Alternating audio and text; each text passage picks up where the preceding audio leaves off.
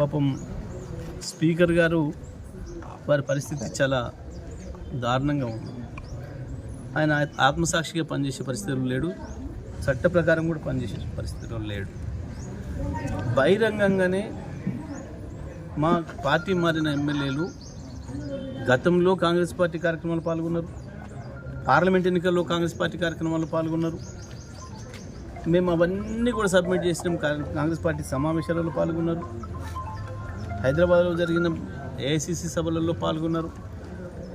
అన్నీ కూడా కాంగ్రెస్ జెండా వేసుకొని తిరుగుతున్నారు. అన్నీ సబ్మిట్ చేసిన దానికి కూడా స్పీకర్ గారికి కనపడలేదట. వాళ్ళు చాలా వికార్సైన చాలా బుద్ధి కలిగిన బీఆర్ఎస్ పార్టీ ఎమ్మెల్యేలుగానే తిరుగుతున్నారట, కేసీఆర్ శిష్యులుగా తిరుగుతున్నారట. మరి నిన్నివాళ గత వారం రోజులుగా ప్రతిరోజు మీడియాలో వస్తుంది, కనబడుతుంది. గద్వాల ఎమ్మెల్యే స్పష్టంగా కాంగ్రెస్ ర్యాలీలో పాల్గొని కాంగ్రెస్ అభ్యర్థులకు గెలిపించుకోవాలి మనం అని చెప్పాడు.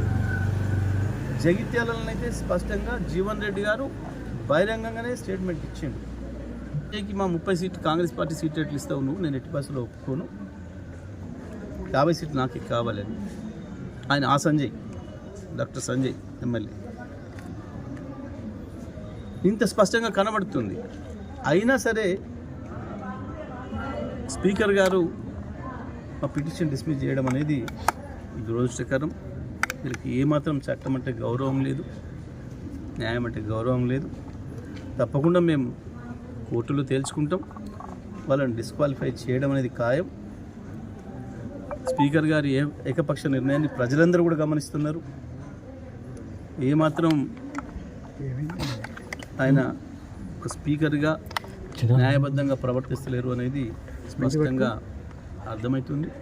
వీటన్నిటి ప్రభావం కూడా స్థానిక సంస్థల ఎన్నికలు కూడా పడుతుంది, మున్సిపల్ ఎన్నికలు కూడా పడుతుంది. ప్రజలు సరైన బుద్ధి చెప్తారు. కోర్టు ద్వారానైనా మేము వాళ్ళని డిస్క్వాలిఫై చేయిస్తాం, వాళ్ళని ఓడగొట్టి తీరుతాం.